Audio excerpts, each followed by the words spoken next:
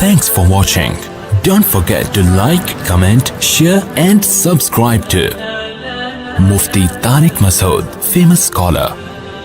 جو کہ عمران خان کی جو اسپیچ ہے نا اس کے حوالے سے تو ساری دنیا کو پتہ ہے اتنی زبردست تقریر عمران خان نے کی ہے وزیر اعظم نے, اس میں تو میرا خیال ہے کوئی بھی نہیں کہہ سکتا کہ دو رائے نہیں ہو سکتی. اور اس تقریر سے سب سے زیادہ جو پریشان ہوئے یہودی ہوئے ہیں, سب سے زیادہ یہودی پریشان ہوئے اس تقریر سے, کیونکہ کئی سالوں سے اسلام دشمن قوتیں میڈیا پہ جو پروپیگنڈا کر رہی تھی نا, اس پروپیگنڈے کو اس ایک تقریر نے اس پروپیگنڈے کی دھجیاں اڑا دی ہیں.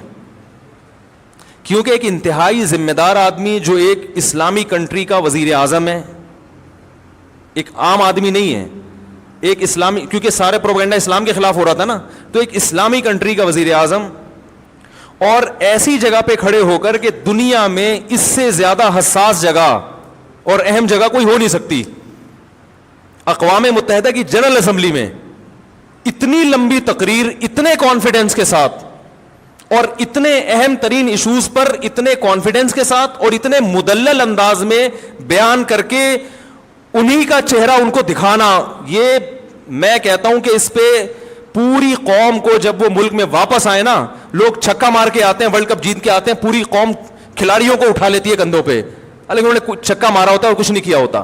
اس پہ پوری قوم کو بہترین طریقے سے خراج تحسین پیش کرنی چاہیے, جو میں سمجھتا ہوں کہ جتنی پیش کرنی چاہیے اتنی پیش کی نہیں جا رہی ہے. یہ بڑے دل گردے کا کام ہے کہ ایک ایسے حساس مقام پہ کھڑے ہو کر بھائی اتنے کانفیڈنس کے ساتھ آپ اتنے حساس ایشوز کو آپ اٹھائیں اور اتنے مدلل انداز میں.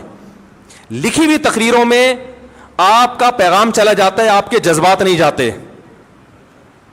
دیکھو اکثر عرب ملکوں میں لکھی ہوئی تقریریں پڑھ کے سنائی جاتی ہیں, اس سے لوگ موٹیویٹ نہیں ہوتے, کیونکہ اس میں یہ پیغام جا رہا ہوتا ہے کہ ان کو محکمہ اوقاف والوں نے یہ لکھ کے دیا ہے, یہ وہ پارسل کر رہے ہیں آگے, ان کے اپنے جذبات کیا ہے وہ نہیں. میں نے ایک سعودی وہاں دبئی میں ایک بڑے شیخ تھے, عالم تھے, ان سے میں نے پوچھا, میں نے کہا آپ کے یہ لکھی ہوئی تقریریں کیا ہے یار, اس سے تو فائدہ نہیں ہوتا لوگوں کو. انہوں نے کہا بھائی جو اگر کسی عالم کی اچھی استعداد ہو, وہ قرآن و سنت پہ بات کرے تو ہم اس کو پابند نہیں کرتے, لیکن لوگ ہی ذی استعداد نہیں ہوتے تو وہ پھر ادھر ادھر کی پھینکنا نہ شروع کرتے, اس لیے محکمہ اوقاف نے ان کو پابند بنایا گئی ہے.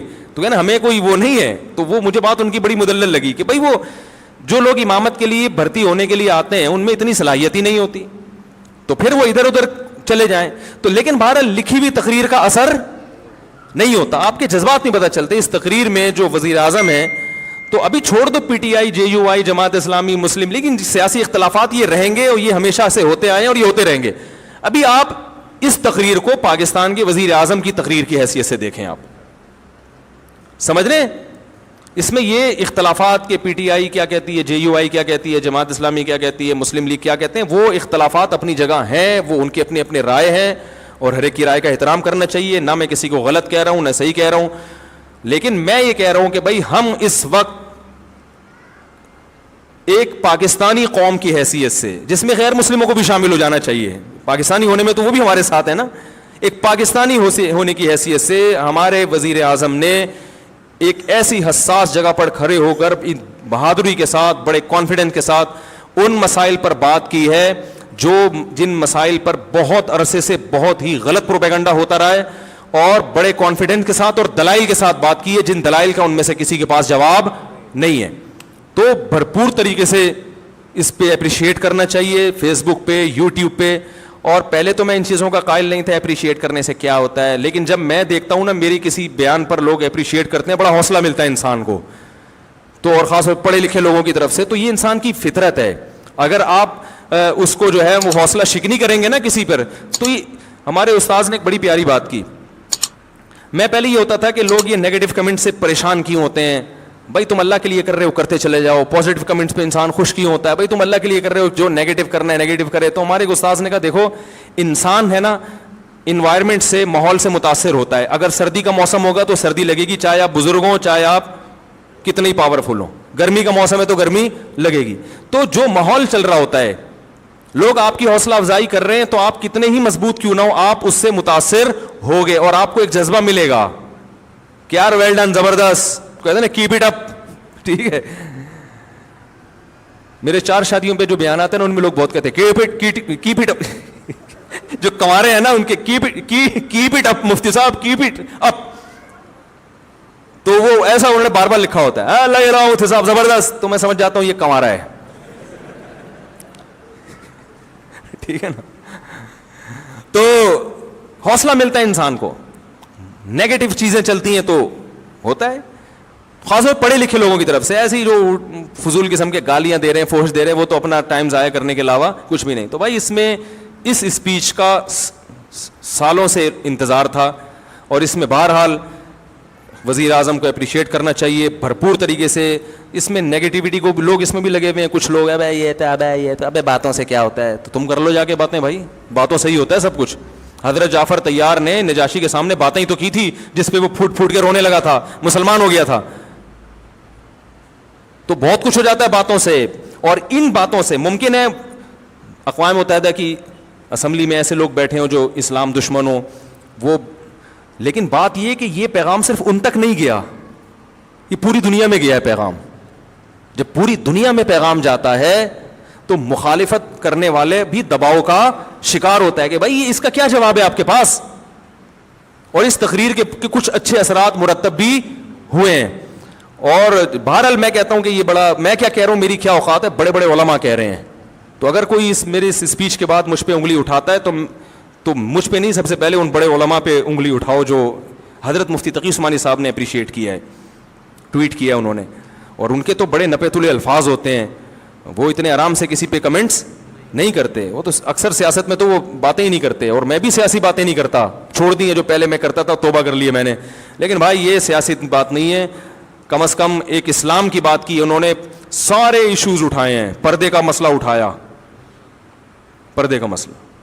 اور وزیر اعظم کی وائف اگر پردہ کرتی ہے بھائی اس پہ بھی سلام کرنا چاہیے. دیکھو جو اونچی پوسٹ پہ جو لوگ ہوتے ہیں نا, ہمارے پردے کے 1 گھنٹہ بیان سے اتنا خواتین کو حوصلہ افزائی نہیں ہوتی جتنا کسی ایسی بڑی شخصیت کی بیوی کو جب عورتیں پردہ کرتی ہوئی دیکھتی ہیں تو ان کے دل میں جو پردے کی اہمیت بیٹھتی ہے اور پردے سے جو ایک وحشت تھی وہ ختم ہوتی ہے, وہ ہماری 1 گھنٹے کی تقریر سے نہیں ہوگی. سمجھ رہے ہیں؟ تو یہ سب چیزیں بھائی, پردے کا مسئلہ اٹھایا, توہین رسالت کا مسئلہ اٹھایا, کشمیر کے ایشو پر اتنی مدلل بات کی ہے, تو اور پھر دہشت گردی کا جو لیبل اسلام پہ لگایا جاتا ہے اس میں پوری ڈیٹیل سے بات کی ہے. تو اس سب میں ہمیں پوری قوم کو جو ہے سلام کرنا چاہیے, وزیر اعظم کو اپریشیٹ کرنا چاہیے. کسی کو ان سے اختلاف ہے تو بھی بھائی یہ کام بڑا, کیپ اٹ اپ. صحیح ہے نا. تو اللہ تعالیٰ جو ہے انہیں اس پر قائم رہنے کی توفیق عطا فرمائے, اور بہت بڑا ایک کام کیا ہے جس سے ہمارے حضرت مفتی رشید احمد صاحب رحمہ اللہ تعالیٰ جو ہے نا, زیادہ حکومت کو کبھی تعریفیں واریفیں نہیں کرتے تھے, لیکن جب پاکستان میں ایٹمی دھماکہ ہوا نا, حضرت اتنے خوش ہوئے, مٹھائی بانٹی حضرت نے, مٹھائی کے ڈبے. حضرت فرمایا مزہ آ گیا. صحیح ہے نا. ایٹمی دھماکہ جب کیا تھا نا, اور نہ خبریں سنتے تھے حضرت, تو زیادہ علمی کاموں میں حضرت نے خبریں بھی سنی. وہ لاہوری لوگ ناچ رہے تھے نا اس وقت, بڑا زبردست جشن منا رہے تھے, حضرت نے وہ پورا ریڈیو پہ وہ سنا. اور خدا کی قسم ہمیں اتنا مزہ آ رہا تھا کہ یار بس ڈبو کے کھانے میں وہ مزہ نہیں آتا. صحیح ہے نا.